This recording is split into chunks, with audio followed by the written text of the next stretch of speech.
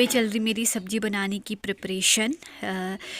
और आलू गोभी, शिमला मिर्च, साथ में टमाटर। गोभी मैंने नमक डाल के उबाल ली है और टमाटर से काम चलाना पड़ेगा क्योंकि कल को अमावस्या है तो आज प्याज खाएंगे नहीं, तो इसी से चलाते हैं काम। और मैं बनाऊंगी यहाँ पे आग पे।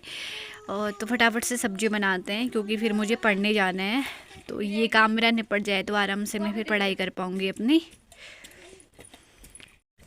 तो लग चुका है, इसमें जीरा डाल दिया मैंने और लाल मिर्च घर वाली है ये, तो इसको डाल दिया। अब इस पर डालेंगे प्याज, तो हमको खाना है नहीं, तो सीधे इस पर डालूंगी मैं पहले क्या शिमला मिर्च। सबका खाना बनाने का अपना अपना तरीका होता है, ठीक है, तो अपना भी अलग ही है। तो पहले डालेंगे हम, इसमें डाल दिया मैंने शिमला मिर्च बढ़िया तरीके से। ये बढ़िया सी आग जली है, साथ में ली है मैंने चाय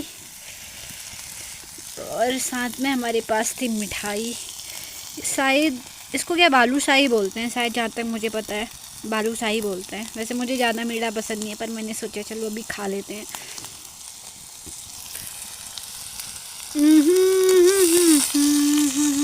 अब मैंने इसमें टमाटर भी डाल दिया और मसाले भी डाल दिए हैं। थोड़ी देर मसाले को यहाँ पे पकने देते हैं। और ऐसे धुआं लग रहा है ना, बाप रे, खतरनाक वाला धुआं। जो डाल चुकी इसमें गोभी भी भाई है, लेकिन मैं उल्टे हाथ से वो कर रही हूँ क्योंकि उल्टा हाथ मैंने उल्टे हाथ पे फ़ोन पकड़ा हुआ है। तो भाई जिसको खाना है वो खा ले, बाकी हम अब इसको छोड़ देते हैं पकने के लिए। इसको ढक देंगे, बस ये बढ़िया से पक जाएगी। इसमें थोड़ा सा पानी मिला लेते हैं ताकि ये जले ना। यहाँ पे गूंथ चुका है अपना आटा और बन चुकी है सब्जी। तो अब रोटी बनाएंगे घर वाले, मैं चल देती हूँ अपनी पढ़ाई करने के लिए। अपना काम निपट चुका है, मैं अपने रूम पे पढ़ाई करने के लिए, काम निपट चुका है मेरा। बाकी बज चुके हैं 8, नहीं अभी नहीं बजे, बजने वाले हैं 8। तो बैठ जाते हैं अपनी पढ़ाई करने के लिए। पहले ही मैं पढ़ूंगी सिंगल लाइन बीएसनी की। तो इसमें अभी मैं जो पढ़ना है, मुझे रुद्रप्रयाग जनपद पढ़ना है, जो कि मैंने थोड़ा बहुत पढ़ रखा है पहले। उत्तरकाशी तो मेरा इसमें हो चुका है, ये मैंने पढ़ लिया है उत्तरकाशी। इसके अलावा इसमें अब मुझे जो पढ़ रही हूँ मैं, उसमें मैं अभी पढ़ रही हूँ रुद्रप्रयाग जनपद के बारे में। तो पढ़ते हैं रुद्रप्रयाग। थोड़ा बहुत सा मैंने वैसे पहले पढ़ रखा है ये, पर इसको दोबारा से एक बार और पढ़ते हैं। तो करते हैं अपनी पढ़ाई का शुभारंभ। जय हो जय हो जय हो। तो अब मैंने जो पढ़ लिया था उस टाइम में मैं बीएसनी की पढ़ रही थी, उसके बाद मैंने करंट में पढ़ा। मतलब मैंने इसमें कुछ नोट्स बना लिए थे, ज्ञानपीठ पुरस्कार के बारे में मैंने इसमें थोड़ा सा लिख किया था। इसके अलावा अभी मेरी चल रही है परीक्षा वाणी और बज चुके हैं अभी 10, और बीच में मैंने थोड़ा सा कुछ ब्रेक लिया था। इसके अलावा मैंने पढ़ा था रुद्रप्रयाग जनपद के बारे में। तो उसमें अगर मैं बोलूँ तो जो रुद्रप्रयाग जनपद है ये 1997 में बना, 16 सितंबर 1997 को।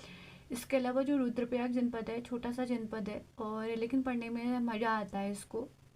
इसके अलावा जो रुद्रप्रयाग है ये एक लैंड लॉक्ड ज़िला, यानी कि आंतरिक ज़िला। आंतरिक ज़िला मतलब कि ये ना ही किसी अन्य राज्य से लगा हुआ है, ना ही किसी अन्य देश से लगा हुआ है, यानी कि ये सिर्फ अपने ही ज़िलों से लगा हुआ है, इसलिए इसको क्या कहा जाता है, लैंड लॉक्ड ज़िला कहा जाता है। रुद्रप्रयाग जो है ये चमोली, टिहरी, पौड़ी इनको काट कर बना है, और इसके अलावा पौड़ी, टिहरी, चमोली और उत्तरकाशी से लगा हुआ है। ये रुद्रप्रयाग में गांधी सरोवर है, जिसको चोराबाड़ी सरोवर के नाम से भी जाना जाता है। इसको गांधी सरोवर क्यों कहा जाता है, क्योंकि 1948 में 1948 में गांधी जी की यहाँ पे अस्थियाँ विसर्जित की गई थी, इसलिए इसको क्या कहा जाता है, गांधी सरोवर के नाम से भी जाना जाता है। मुझे एक इम्पोर्टेंट क्वेश्चन लगा तो सोचा कि शेयर कर लूँ आप लोगों से। तो अब मैं परीक्षा वाणी को पढ़ती हूँ फिर से, उसके बाद 11 बजे के आसपास में हम खाएंगे अपना खाना।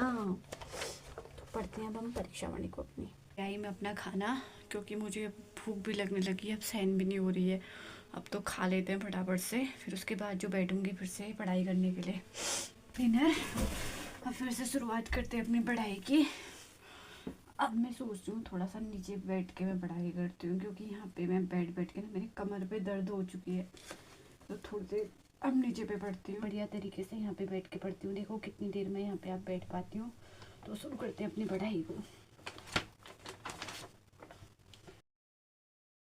यहाँ पे मैं फिर से शुरुआत करती हूँ अपनी पढ़ाई की, क्योंकि हमें पढ़ाई को जारी रखना है और याद रखना है कि हमें लक्ष्य प्राप्त करना है, और उस चीज़ के लिए थोड़ी बहुत कठिनाइयों का हमको सामना करना ही पड़ेगा, और वो हो जाएगा क्योंकि हमें पता है कि हम बहुत स्ट्रॉन्ग हैं और हम आराम से इन कठिनाइयों का सामना कर सकते हैं, और हम बहुत अच्छी तरीके से फ्रेश माइंड से अपनी पढ़ाई को भी कर सकते हैं, क्योंकि हमें अपने आप पे भरोसा है, ऊपर वाले पे भरोसा है, और अपने लक्ष्य को प्राप्त करने के लिए हमें अड़े रहना है, डटे रहना है। चाहे आपको कोई भी वक्त मिले, सुबह मिले, शाम मिले, दिन पे मिले, जब भी आपको पढ़ाई का मौका मिलता है तो आपको पढ़ाई जारी रखनी है अपनी। हाँ, कुछ टाइम का ये हो सकता है कि ब्रेक हो सकता है, कि कभी पढ़ने का मन ना कर रहा हो, लेकिन फिर से अपनी पढ़ाई को जारी रखना है।